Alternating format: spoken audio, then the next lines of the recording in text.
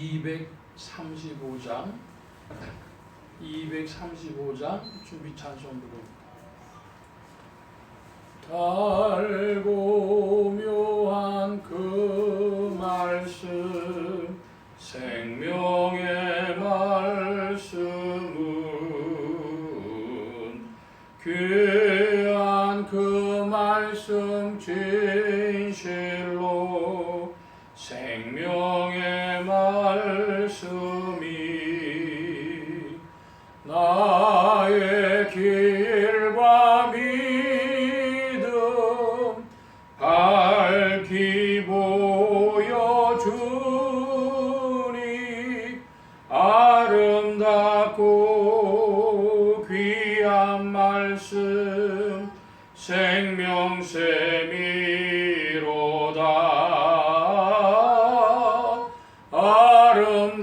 아름답고 귀한 말씀 생명샘이로다.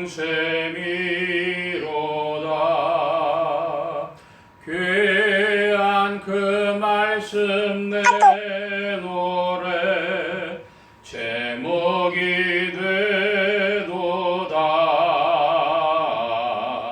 모든 사람의 복주는 생명의 말씀을 값도 없이 받아 생명길을 가니 아름답고 귀한 말씀 생명샘이로다.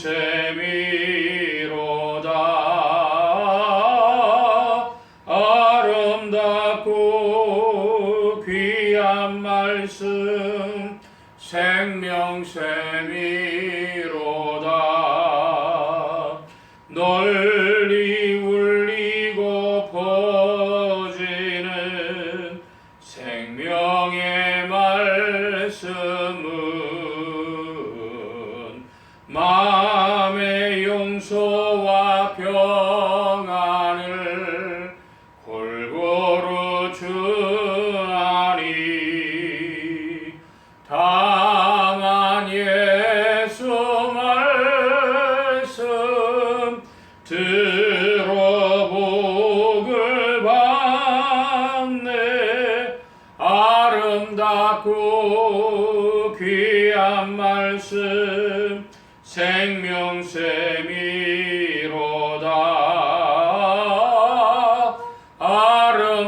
아름답고 귀한 말씀 생명샘이로다.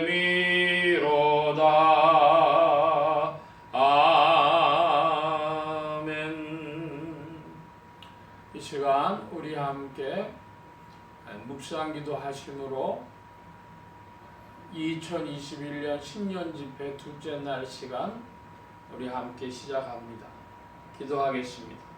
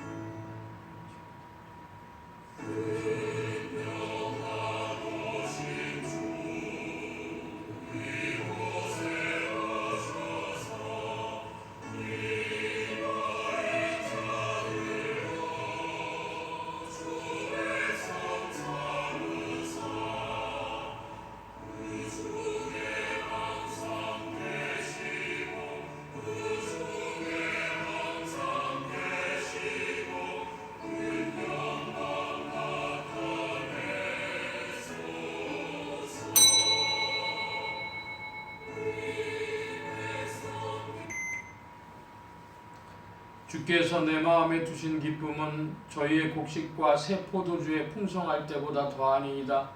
내가 평안히 눕고 자기도 하리니 나를 안전히 거하게 하시는 이는 오직 여호와시니이다. 아멘. 만복의 근원 되신 하나님 아버지, 주께서 허락하사 2021년의 발걸음을 내딛게 하시고 또 신년 집회로 허락하여 주셔서 둘째 날 주의 이름을 부르고 모였사오니 주 성령의 은혜를 따라 역사해 주셔서 말씀 충만 믿음 충만케 하여 주옵소서. 도우심 구하며 부족한 것 붙드심 의지하올 때 예수 그리스도의 이름으로 기도하옵나이다. 아멘. 찬송합니다. 442장 찬송 442장.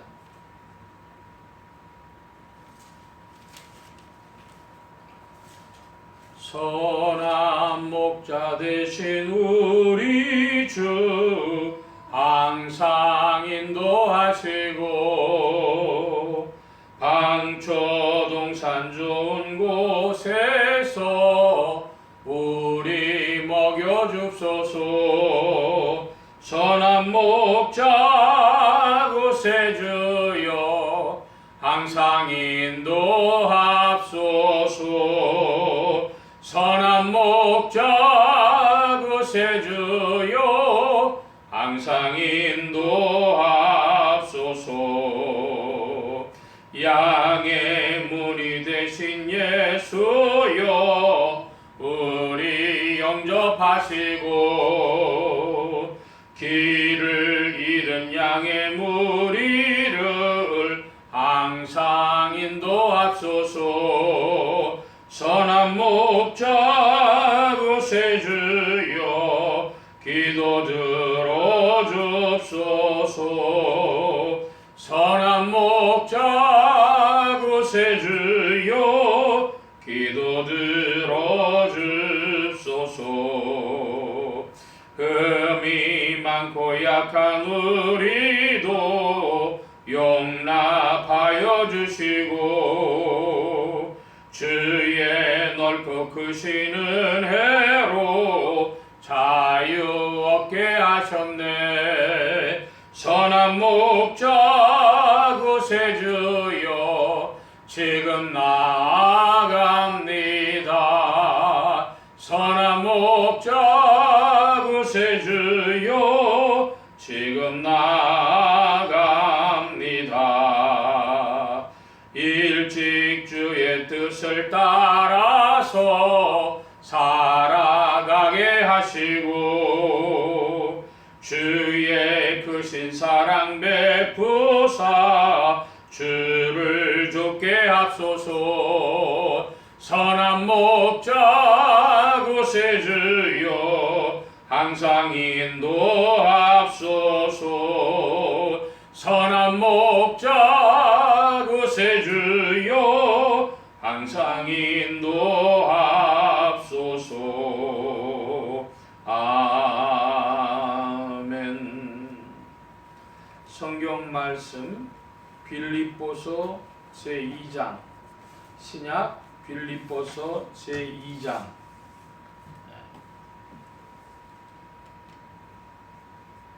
1절로 4절까지의 말씀 우리 함께 합독하여 봅니다. 다 같이 1절로 4절까지의 말씀 보겠습니다. 그러므로 그리스도 안에 무슨 권면이나 사랑의 무슨 위로나 성령의 무슨 교제나 긍휼이나 자비가 있거든 마음을 같이하여 같은 사랑을 가지고 뜻을 합하여 한 마음을 품어 아무 일에든지 다툼이나 허용으로 하지 말고 오직 겸손한 마음으로 각각 자기보다 남을 낮게 여기고 각각 자기 일을 돌아볼 뿐더러 또한 각각 다른 사람들의 일을 돌아보아 나의 기쁨을 충만케 하라. 아멘. 찬송합니다. 488장 찬송 488장 찬송. 내 영혼에 햇빛 비치니 주 영광 찬란해. 이 세상 어떤 빛보다 이 빛 더 빛나네. 주의 영광 빛난 그 빛 내게 비춰 주시옵소서. 그 밝은 얼굴 배울 때 나의 영혼 기쁘다. 내 영혼에 노래 있으니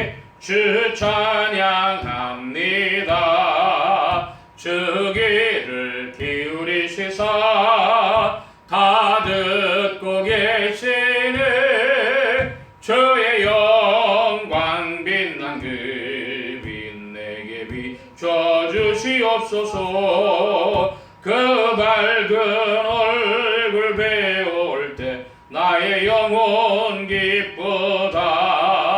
내 영혼의 봄날 되어서 주 함께 하실 때 그 평안 내게 깃들고 주 은혜 꽃피네. 주의 영광 빛난 그 빛 내게 비춰주시옵소서. 그 밝은 얼굴 배울 때 나의 영혼 기쁘다. 내 영혼에 일하기 있고 큰 소망 넘치네. 주 예수 복을 주시고 또 내려주시네. 주의 영광 빛난 그 빛 내게 비춰주시옵소서. 그 밝은 얼굴 배울 때 나의 영혼 기쁘다.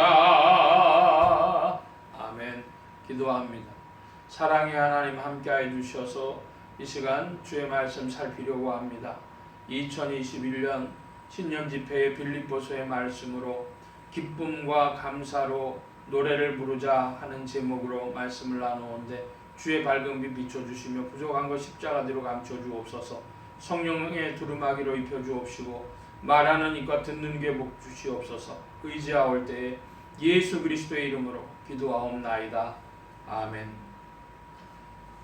그리스도의 풍성하신 은혜와 사랑이 2021년의 새로운 발걸음을 힘차게 내딛는 여러분들과 올 한 해 늘 함께 하시기를 축원합니다. 빌립보서 2장의 말씀 살펴봅니다. 어제는 1장까지의 말씀 봤고요.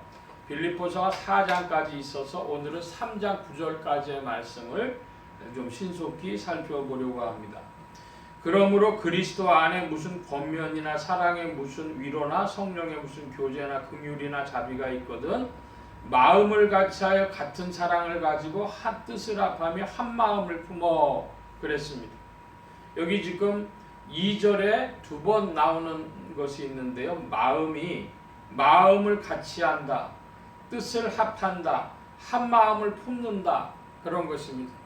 그러니까 교회 공동체가 어떤 공동체가 되어져야 되느냐? 그러면 합심 공동체. 이거를 흔히 합심 동체라 그래요. 부부는 일심 동체고 교회는 합심 동체고.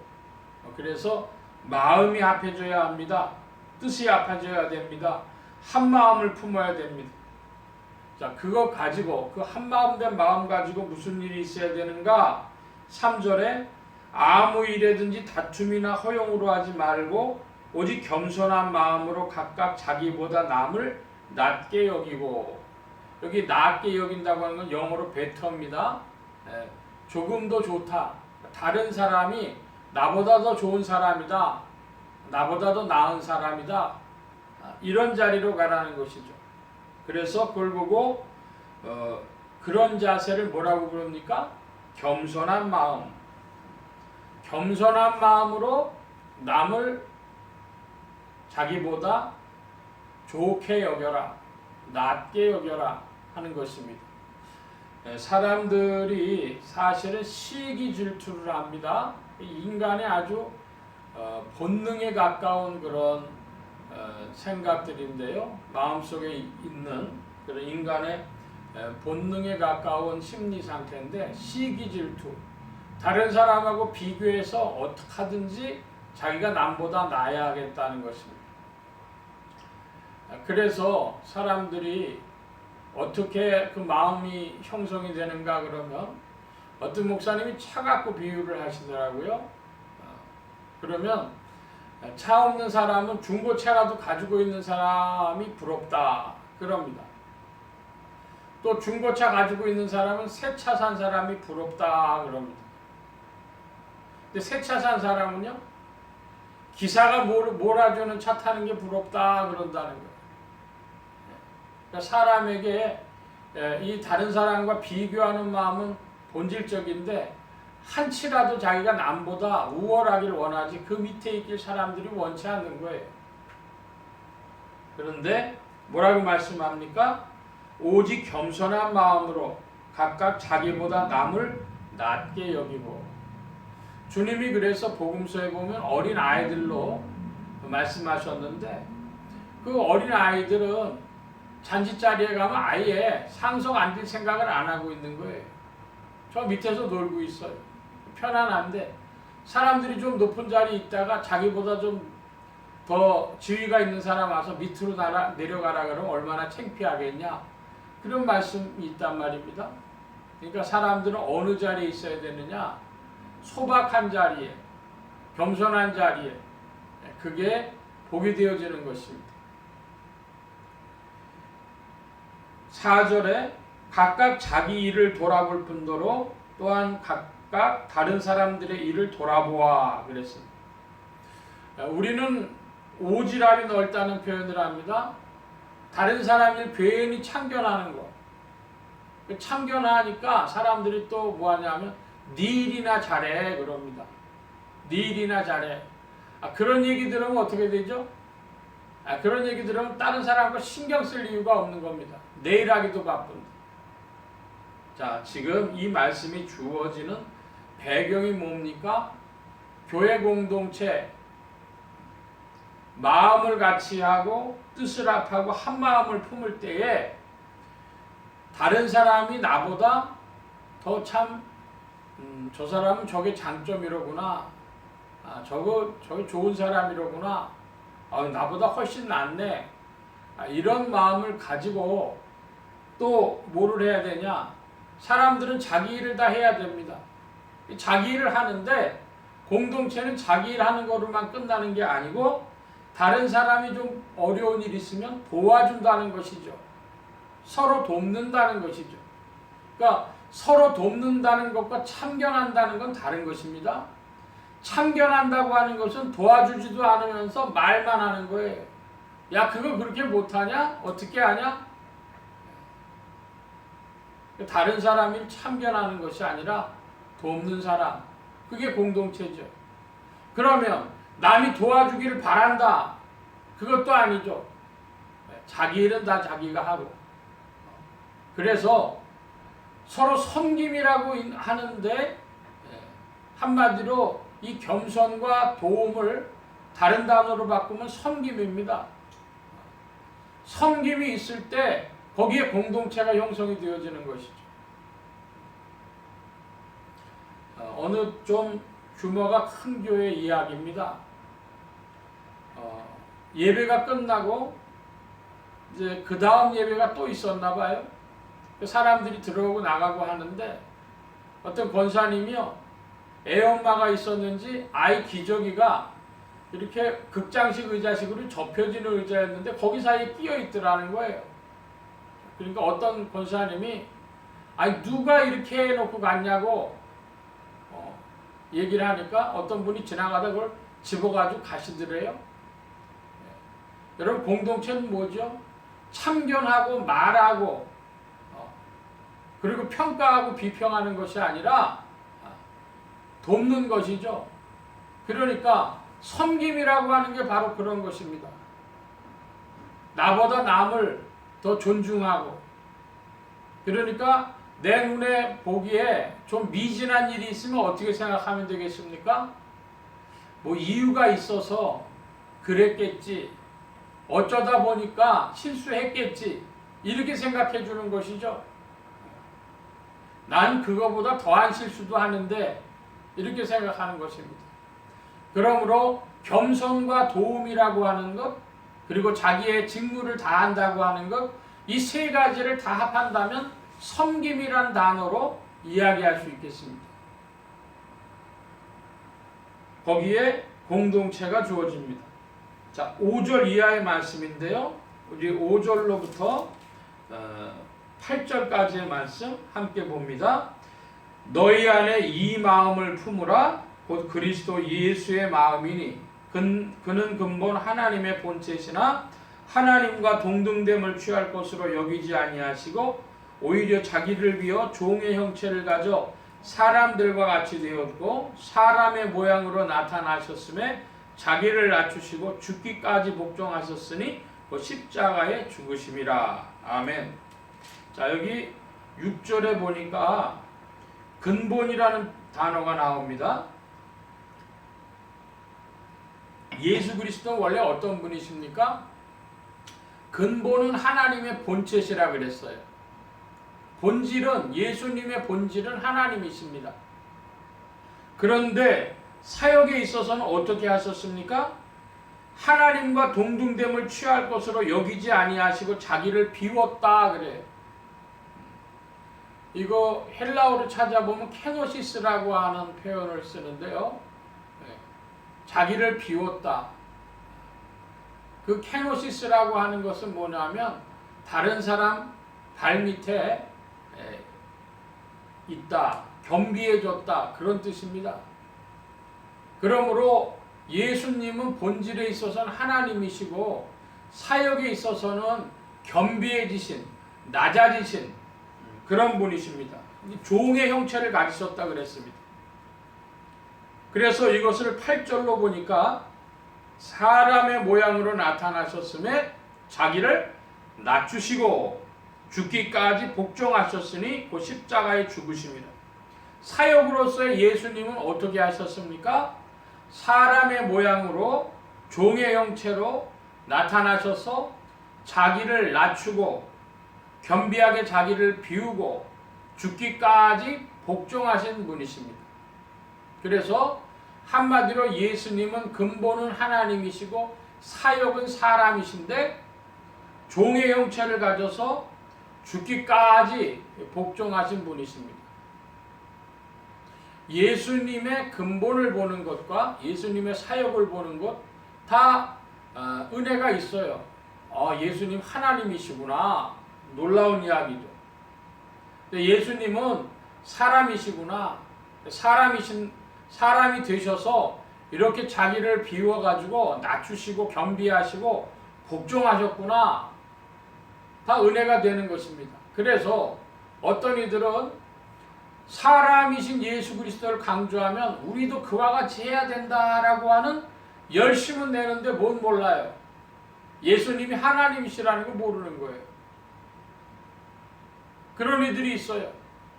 교회사에 아리우스파라고 하는 이들이 그와 같았습니다. 예수님을 인간의 모범, 온 인류의 대표적인 피조물로 이해하는 거예요.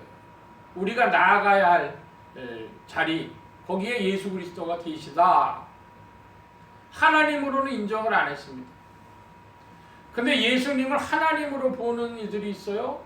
예수님을 하나님으로 보는 이들은 이 예수님의 마음이 없이 예수님 하나님이라 그러면요, 예수님을 우상 만드는 겁니다. 그리스도의 신성과 인격성 중에 인격성은 없고 신성으로만 나아가는 거예요. 예수님 하나님이다. 니네 이거 모르지? 예수님 하나님이야. 예수님 전능자야. 이거 주장합니다. 예수 그리스도의 마음, 그 마음은 어떤 마음입니까? 그 마음은 겸비한 마음입니다. 예수 그리스도는 본체는 하나님이신데 그 그리스도의 마음은 겸비한 마음이었다는 것입니다. 그러므로 인간이 자기를 비우고 낮추고 복종한다는 것이 얼마나 어려운 일이겠습니까? 여러분, 2021년에는 자기를 비우고 낮추고 복종하는 이 그리스도의 마음이 여러분 속에 더욱 전진하기를 축복합니다. 샤론의 꽃 예수 나의 마음에 거룩하고 아름답게 비소서.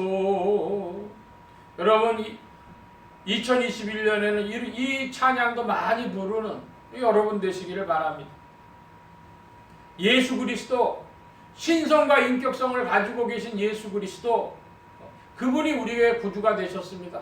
할렐루야. 생각할 때마다 저는요, 가슴이 떨리고 감사합니다. 하나님이 사람의 종의 모양을 입고 오셔서 자기를 비우고 낮추고 복종하셨다. 이게 무슨 말이냐? 여기에 신성과 인격성이 다 드러나는데 참으로 기이하고 놀라운 말씀입니다. 예수께서 나의 구주가 되셨다는 게 얼마나 좋은지 모릅니다. 그래서 9절로부터 11절입니다. 같이 봅니다.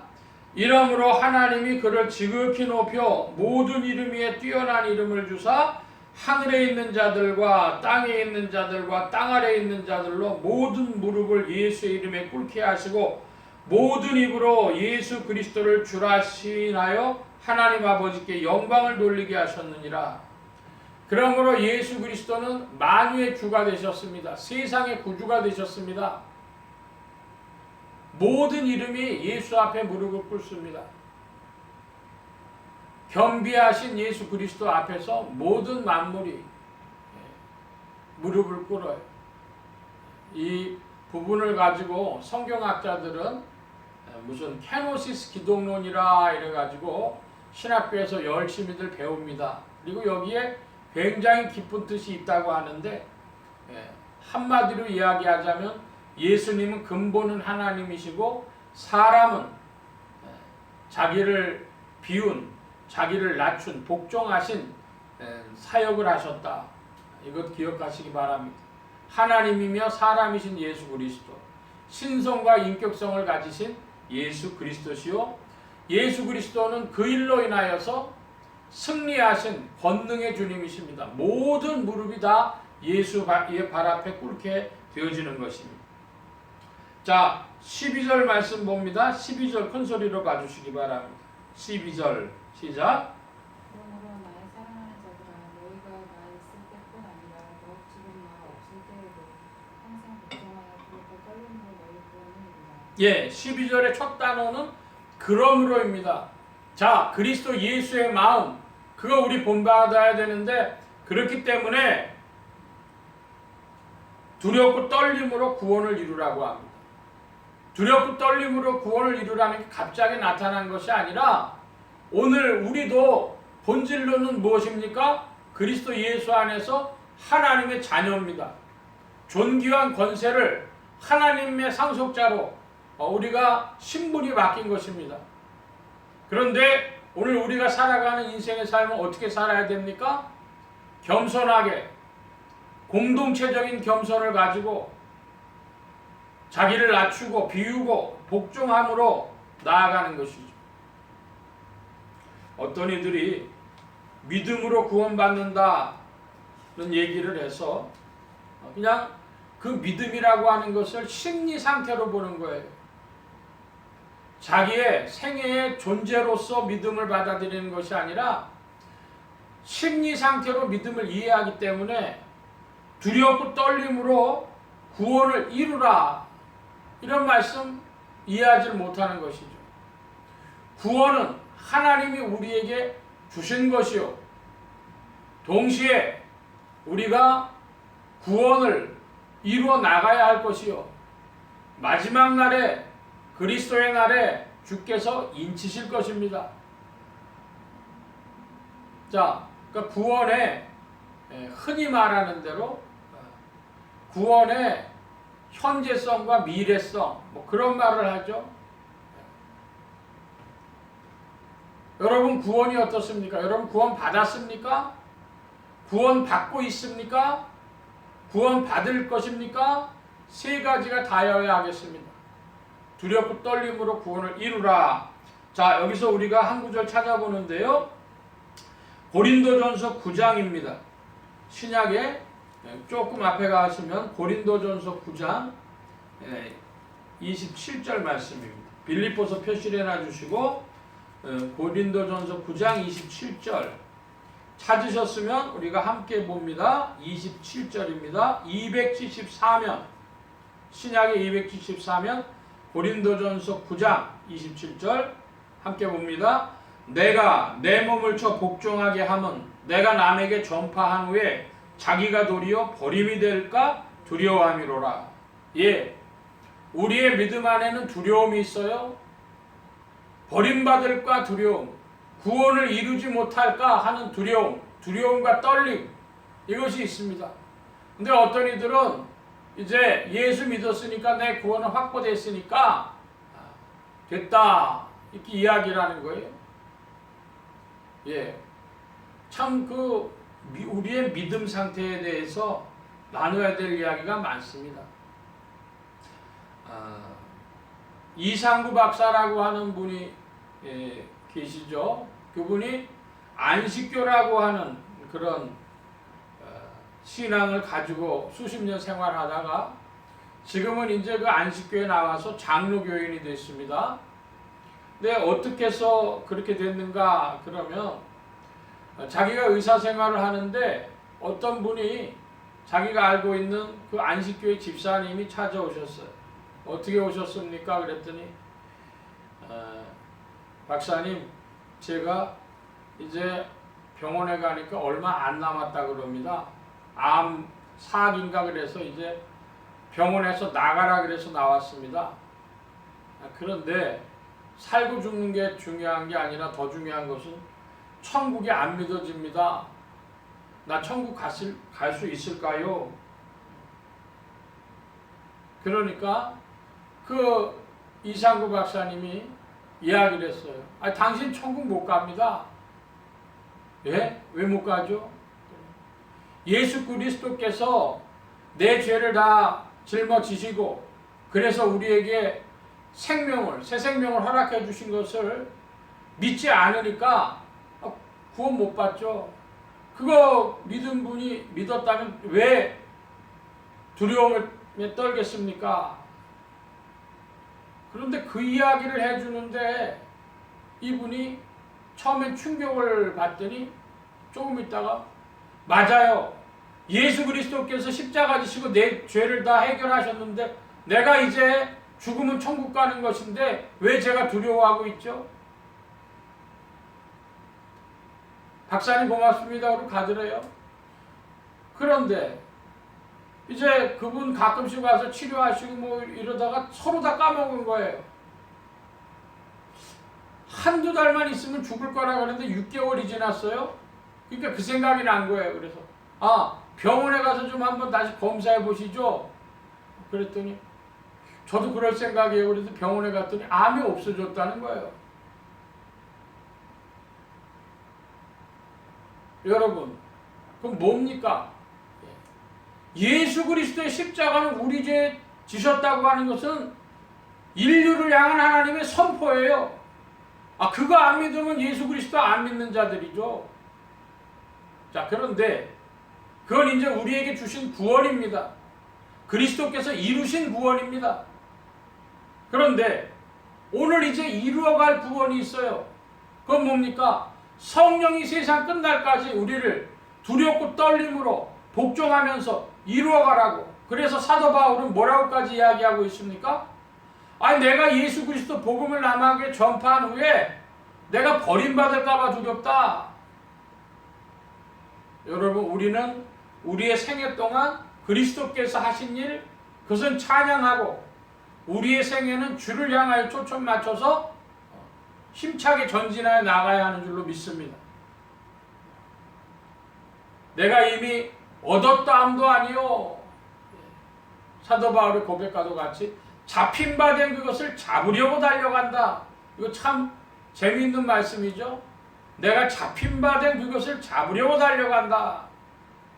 여러분, 2021년에는 열심히 있어서 잡힌 바 된 그것을 잡으려 달려가는 그런 뜨거움, 그리고 자기가 남에게 전파한 후에 자기가 두려움이 될까 하는 것에 대한 두려움, 그거 가지고 두렵고 떨림으로 구원을 이루어가는 여러분들 되시기를 바랍니다.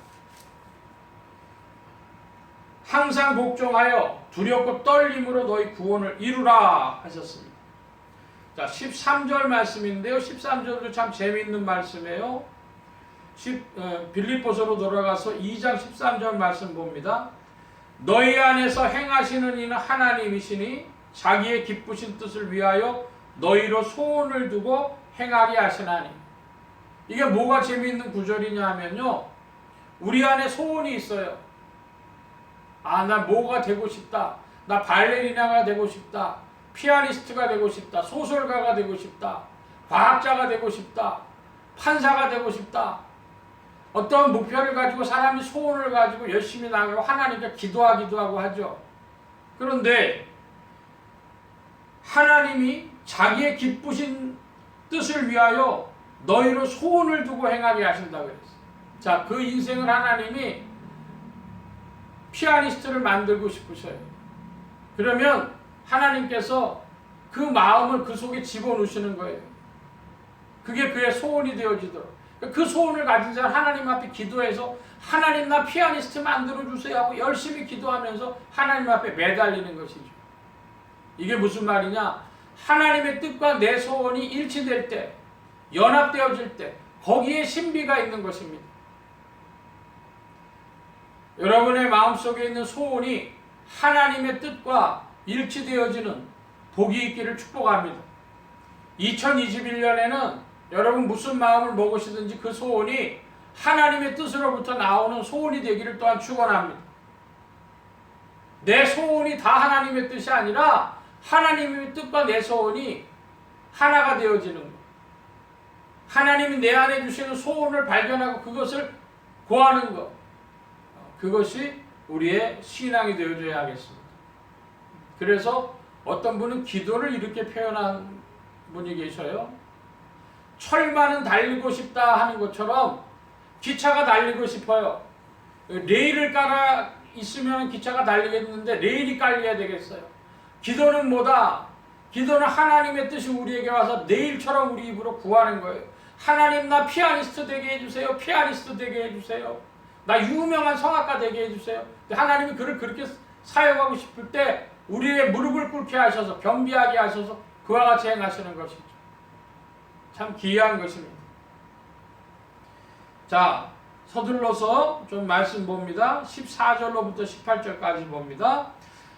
모든 일을 원망과 시비 없이 하라. 이는 너희가 흠이 없고 순전하여 어그러지고 거스르는 세대 가운데서 하나님의 흠없는 자녀로 세상에서 그들 가운데 빛들로 나타나며 생명의 말씀을 밝혀 나의 다름질도 헛되지 아니하고 수고도 헛되지 아니하므로 그리스도의 날에 나로 자랑할 것이 있게 하려 함이라.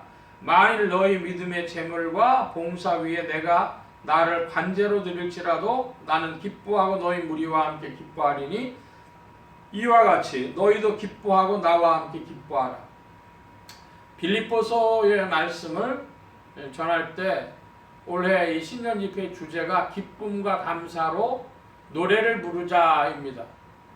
사도는 지금 17절의 말씀에 보니까 기뻐하고 기뻐하리니 너희도 기뻐하고 나와 함께 기뻐하라 그랬습니다. 참 굉장히 중요한 그 기쁨을 계속 반복해서 강조하고 있는데요. 자, 뭘 그렇게 하라는 거예요? 내가 나를 관제로 드릴지라도 기뻐하고 기뻐할 것이다. 관제라는 것이 구약 성경에는요 전제라고 되어 있습니다. 포도주를 이렇게 부으면서 그 제사를 드리는 것인데 포도주 분다는 뜻은요 그 자기의 피를 상징하는 거예요. 죽기까지 하나님 앞에 충성하겠다는 것. 바꿔 표현하면 사도 바울은 내가 나를 관제로 드릴지라도 이것은 순교를 상징하는 겁니다. 내가 순교할지라도 기뻐하고 기뻐할 것이니까 너희도 나와 함께 기뻐하고 기뻐해라. 왜 그렇습니까? 사람 죽는 게 뭐가 그렇게 좋아요? 순교가 뭐가 그렇게 좋아요? 왜 바울은 기뻐하고 기뻐하라고 합니까? 여기 16절에 그 답이 있는데요. 그리스도의 날에 나로 자랑할 것이 있게. 그리스도의 날엔 나로 자랑할 것이 있게. 사도 바울은 그러니까 그리스도의 날을 꽉 믿었습니다. 그리스도의 심판을 꽉 믿었어요. 그래서 그리스도 앞에 섰을 때 어떤 사람들이 자랑이 있냐? 하나님께 충성했습니다. 목숨 다 내놓고 충성했습니다. 떳떳한 것이죠. 그런데 순교했다고 하면요, 이거 떳떳한 거 지나가지고 하나님의 은혜가 있어야 되는 일 아닙니까? 순교를 은혜라고 불렀어요. 옛날에는. 순교에 은혜가 있게 되는 것, 그리스도의 날에 자랑이 큰 것입니다. 그 자랑이 있으니까 이거 기뻐하고 기뻐할 만한 일이다. 여러분, 신령한 것에 대하여 더욱 눈띄어지는 2021년 되어질 줄로 믿습니다. 세상과 세상에 속한 것으로서는 이게 무슨 말씀인지 감도 안 올 거예요. 그런데 사도 바울은 내가 기뻐하고 기뻐할 것이기 때문에 너희도 기뻐하고 나와 함께 기뻐하라. 무슨 일에? 내가 순교할지라도 좋다는 거예요. 왜? 그리스도의 날에 자랑거리이기 때문에. 여러분, 그리스도 안에서 자랑거리가 있는 여러분들 되시기를 바랍니다. 자, 19절 이하의 말씀 서둘러 봅니다. 19절에서부터 22절까지입니다. 내가 디모데를 속히 너희에게 보내기를 주 안에서 바람은 너희 사정을 알므로 안위를 받으려 함이니 이는 뜻을 같이하여 너희 사정을 진실히 생각할 자가 이밖에 내게 없음이라. 저희가 다 자기 일을 구하고 그리스도의 일을 구하지 아니하되 디모데 연단을 너희가 안 하니 자식이 아비에게 함과 같이 나와 함께 복음을 위하여 수고하였느니라. 21절에 보니까 사람들은 뭔 일을 합니까? 다 자기 일을 구합니다. 자기 일하기 바쁩니다. 그런데 무슨 일이 있어요? 그리스도 예수의 일이 있습니다. 그리스도의 좋은 군사는 생활에 매이지 아니합니다. 그리스도의 좋은 군사, 여러분 한번 따라 하십시다. 그리스도의 좋은 군사. 예, 그리스도의 군사라고 한다면 자기 일에 매이지 않고 그리스도 예수의 일을 구하는 자입니다. 여러분, 근데 이것이 얼마나 귀한 일인 줄 아십니까? 복된 일인 줄 아십니까? 신령한 것입니다. 제가 지금부터 한 30년 전, 30년도 더 됐는데요. 좀 재미있는 분을 한번 만났어요. 그분이 어떤 애국단체, 무슨 사단법인 무슨 단체 이런데요. 공무원이 아니에요. 공무원 신분이 아니고 민간인인데 말끝마다 그러시는 거예요. 우리같이 나라 일 하는 사람들은 그런 것에 매이면 안 된다. 자기 개인 이익을 추구하면 안 된다. 그런 얘기를 하시는 거예요. 키가 조그마신 분이셨는데 우리같이 나란 일 하는 사람들은 그런 얘기를 자꾸 하시는 거예요. 아니, 공무원도 아닌데 무슨 자기가 나란 일 한다 그러나, 보니까 어떤 사단법인 단체에 소속이었는데요. 자기는 그렇게 구하는 거예요. 그래서 돈 버는 일, 그런 일은 자기 관심 아니고 무엇이 나라에 좋은 일인가, 그거를 이야기하시더라고요. 자기 일을 구하지 않고 그리스도 예수의 일을 구한다. 신령한 일을 구한다. 이것입니다. 그런 이들을 하나님이 찾으시는데 그 중에 누가 있냐? 디모데가 있습니다. 디모데 연단을 받았다 그래요. 디모데서의 말씀에 보면 디모데가 이렇게 나이도 많지 않았는데요. 연단을 받으면서도 신령한 일을 구했던 자요. 복음에 동참했던 자입니다. 자, 23절로부터 30절까지 쭉 한번 서둘러서 보겠습니다. 23절. 그러므로 내가 내일을 어떻게 될 것을 보아서 곧 이 사람을 보내기를 바라고 나도 속히 가기를 주 안에서 확신하노라.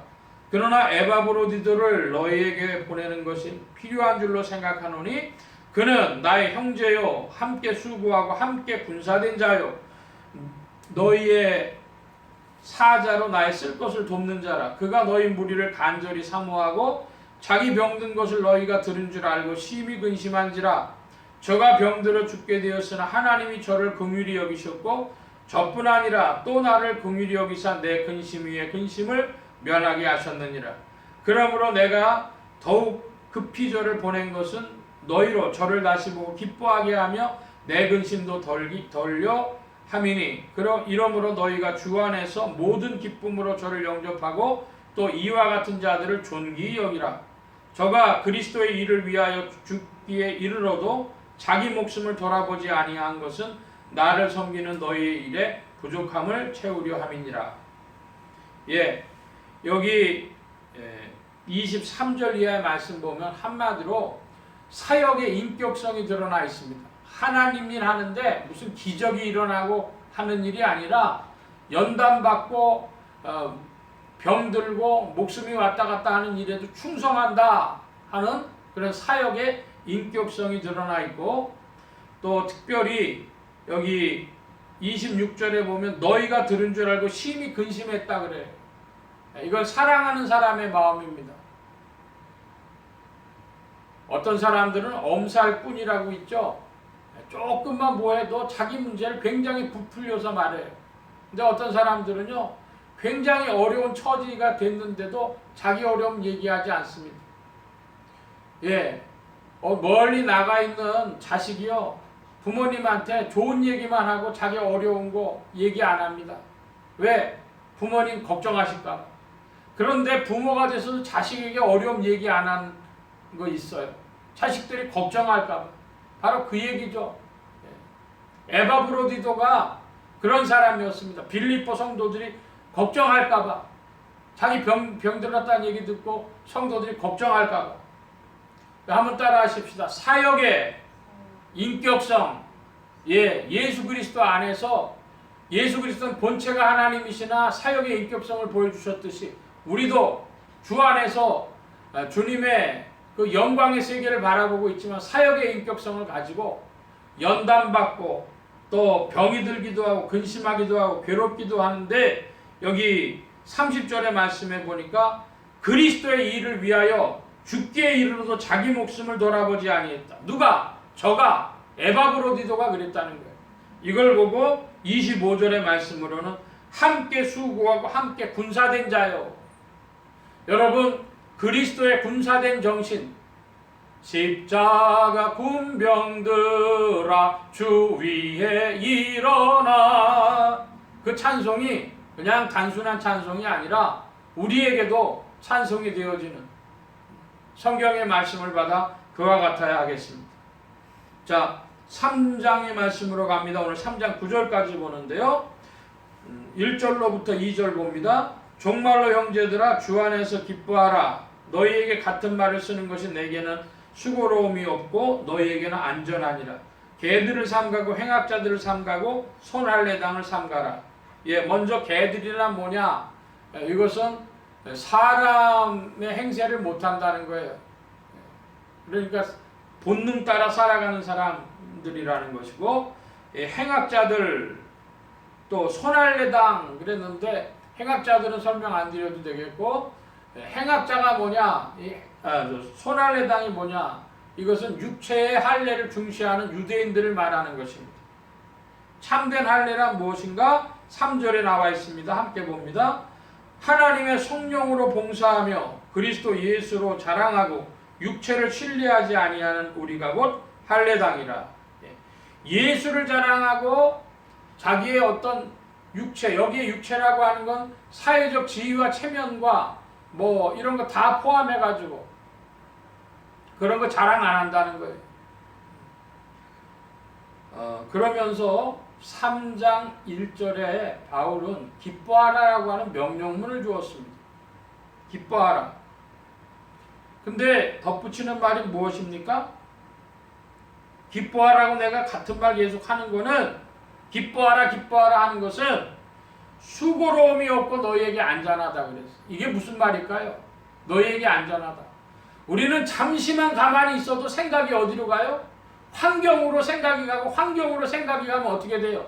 마음에 근심이 되고 두려움이 되고 걱정이 되고 또 슬픔이 되고 허무함이 되고 그런 인생들이란 말입니다. 그러니까 바울이 계속해서 기뻐하라 명령문을 주는 거예요. 한 번 말로 안 합니다. 계속합니다. 잔소리하듯 합니다. 왜 그렇습니까? 안전하기 때문에. 오늘날 성도들이 설교 말씀 드리면 굉장히 감동적인 말씀을 자꾸 들으려고 해요. 스토리텔링이 잘 되는 이야기. 중요한 게 뭡니까? 하나를 하지도 못해요. 기뻐하라는 명령 하나 받지도 못해요. 그러니까 어떻게 해요? 똑같은 얘기 계속하는 거예요. 어떻게 하려고? 안전하게. 우리는 순간에라도 끌려가거든요. 자, 4절 이하입니다. 4절부터 9절까지 쭉 보겠습니다. 그러나 나도 육체를 신뢰할 만하니 만일 누구든지 다른 이가 육체를 신뢰할 것이 있는 줄로 생각하면 나는 더욱 그러하리니 내가 8일 만에 할례를 받고 이스라엘의 족속이요 베냐민의 지파요 히브리인 중에 히브리인이요 율법으로는 바리새인이요 열심으로는 교회를 핍박하고 율법의 의로는 흠이 없는 자로라. 그러나 무엇이든지 내게 유익하던 것을 내가 그리스도를 위하여 다 해로 여길 뿐더러 또한 모든 것을 해로 여김은 내 주 그리스도 예수를 아는 지식이 가장 고상함을 인함이라. 내가 그를 위하여 모든 것을 잃어버리고 배설물로 여김은 그리스도를 얻고 그 안에서 발견되려 함이니 내가 가지는 율법에서 난 것이 아니요 오직 그리스도를 믿음으로 말미암은 것이니 곧 믿음으로 하나님께로서 난 의라. 아멘. 자, 바울이 자기 자신을 이야기합니다. 사도 바울이 자기 자신을 이야기할 때 한 가지로 딱 이야기하면 뭐냐? 6절에 율법의 의로는 흠이 없는 자라 그랬습니다. 율법의 의로는 흠이 없는 자. 설명을 붙이자면 사도 바울은 태어나서 8일 만에 할례를 받았습니다. 손할례당이 요구하는 것이 8일 만에 다 이루어졌어요. 그 다음에 베냐민 지파라 그랬는데요. 베냐민 지파는 사울 왕이 속했던 지파로 이스라엘 12지파 중에서 유다 지파하고 베냐민 지파가 왕권 지파라고 서로 저잘났다 하던 그만한 지파입니다. 그 중에 바리새인이었고 그는 가말리엘 문화에서 공부한 유대 학자였습니다. 그래서 사내들인의 공의의 후보였어요. 100명의 공회의원이 있었는데 사람들이 종신직이기 때문에 죽으면 한 사람씩 채워지는 거예요. 거기 후보위원까지 올랐던 사람으로서 율법으로 흠이 없는 자라 그랬습니다. 바꿔 표현하면요, 도덕적으로, 윤리적으로, 법률적으로 흠이 없는 자였습니다. 제가 이 말씀 왜 드리는가? 오늘날 우리 개신교에서 이 말씀 착각하는 이들이 있어요. 사도 바울이 담에서 고개에서 꼬꾸라지듯 꼬꾸라져서 예수 믿는 자가 됐다 그러면서요, 나 옛날에 깡패 노릇하던 자인데 나 옛날에 사기꾼이었는데 이렇게 이야기합니다. 바울하고 비교할 수 없습니다. 바울은 율법적으로, 도덕적으로, 윤리적으로, 법률적으로 흠이 없는 자였어요. 그럼 뭐가 남아요? 자기의 마음 깊은 곳에 있는 존재적인 문제가 남는 겁니다. 바울은 이것을 다른 표현으로 하고 있는데 믿음에 대해 다른 말을 하고 있는데요. 바울이 본 믿음은 뭐냐? 8절 하반절에서부터 그리스도를 얻고 그 안에서 발견되어지는 것. 그게 믿음이라고 얘기할 수 있어요. 바울이 전하는 믿음은 사실 뭐냐? 그리스도를 얻고 그리스도 안에서 발견되는 겁니다. 그게 구원받은 믿음이에요. 거기에 하나님께로서나 의가 있습니다. 율법의 의로 구원받는 것이 아니라 믿음으로 구원받는다 할 때 그 믿음이란 뭐냐? 그리스도를 얻고 그리스도 안에서 발견되는 거예요. 그럼 제가 질문합니다. 여러분 오늘날 나 예수 믿습니다 할 때 그리스도 안에서 발견되어질 그런 믿음일까요? 그리스도가 어떤 분이십니까? 그 그리스도 안에서 자기의 삶이 성결하신 주 안에 자기의 삶이 있다고 이야기할 수 있습니까? 제가 어저께 큐티 나눔방에서 말씀드렸는데 바울 신학과 베드로 신학과 요한 신학이 어떻게 차이가 있냐? 좀 어려운 것 같은데 그거 왜 말씀드렸어요? 바울은 믿음, 베드로는 성결, 또 요한은 의가 있는 사랑. 이거 셋이 아니에요. 표현을 좀 달리 했지 다 똑같은 거예요. 그런데 믿음을 주장한다고 하면서 믿음을 주장하는데 그리스도 안에서 발견되지 않을 사람들이 많다는 것입니다. 그리스도 안에는 죄가 없어요. 그리스도 안에는 성결합니다. 거룩합니다. 그분이 내 안으로 들어오신다 그러면 그리스도를 얻으며 내가 그리스도 안으로 들어간다고 하면 그리스도 안에서 발견되어지는 것입니다. 내가 내 안에 하는 것이죠. 수학적으로 집합을 하시는 분들은 알겠죠? 저는 뭐 더 이상 표현할 방법이 없어 잘 모르겠습니다. 중요한 것은 사도 바울의 그 믿음은 매우 신령한 차원의 것을 이야기하고 있기 때문에 베드로는 그 바울 이야기 억지로 풀다가 멸망한 자들도 있다, 이렇게 얘기할 정도였습니다. 서둘러 보느라고 좀 성기게 말씀을 볼 수밖에 없었는데요. 오늘 말씀에 키포인트 두 가지만 이야기하겠습니다. 하나는 교회 공동체 안에서 겸손하라. 공동체 안에서 겸손하라. 그 교회 공동체 안에서 겸손한 자는 가정 공동체 안에서도 겸손하고 사회 공동체 안에서도 겸손합니다. 한마디로 그리스도 안에서 겸손하라 하는 것이 첫 번째 메시지요. 두 번째 메시지는 기뻐하라. 기뻐하고 기뻐하라. 신령하게 기뻐하라. 무엇을 바라본다면 그리스도의 날에 자랑할 것이 있는 자가 되려고 한다면 주 안에서 기뻐하고 기뻐하라. 그래서 그리스도의 군사가 되라 하는 말씀을 드립니다. 말씀 보느라고 제가 약속을 1시간 했으니까 지금 서둘러서 보고 다 서둘러서 합니다. 이 시간에 잠시 받으신 말씀 붙잡고 기도하시고 이 2021년 성령님과 함께 전진하게 하시고 생명의 말씀과 함께 전진케 하여 주옵소서 하고, 혹시 중보기도의 제목 기억나시는 제목 있으면 기도하시길 바랍니다. 각자 기도합니다.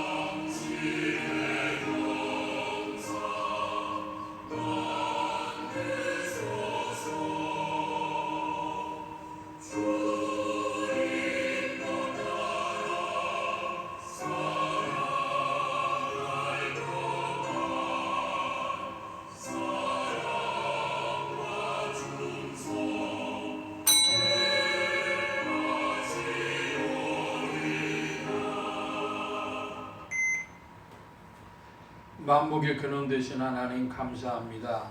2021년 새해 발걸음을 주 안에서 내딛게 하시니 감사하며 오늘도 생명의 말씀을 살펴볼 때에 그리스도 안에서 겸손한 자로 또 그리스도의 좋은 군사로 2021년에는 진보하는 온 성도들 되게 하여 주옵소서. 온 교회와 성도들과 주의 종들이 함께 하신 것 같이 예수서만 교회와 온 성도들과 부족한 종에도 함께 하여 주셔서 복음 안에서 힘있게 전진하게 하시옵소서. 성령의 도우심을 구하오니 생명의 말씀이 더 풍성하여지는 교회가 되게 하여 주시고 성도들이 합심하여 더 구하며 주님 안에 공동체를 이루어가게 하여 주옵소서. 감사하며 의지하올 때 예수 그리스도의 이름으로 기도하옵나이다. 아멘. 하늘에 계신 우리 아버지여, 이름이 거룩히 여김을 받으시오며 나라의 마옵시며 뜻이 하늘에서 이루어진 것 같이 땅에서도 이루어지이다. 오늘날 우리에게 일용할 양식을 주옵시고 우리가 우리에게 죄 지은 자를 사하여 준 것 같이 우리 죄를 사하여 주옵시고 우리를 시험에 들게 하지 마옵시고 다만 악에서 구하옵소서. 되게 나라와 권세와 영광이 아버지께 영원히 있사옵나이다. 아멘.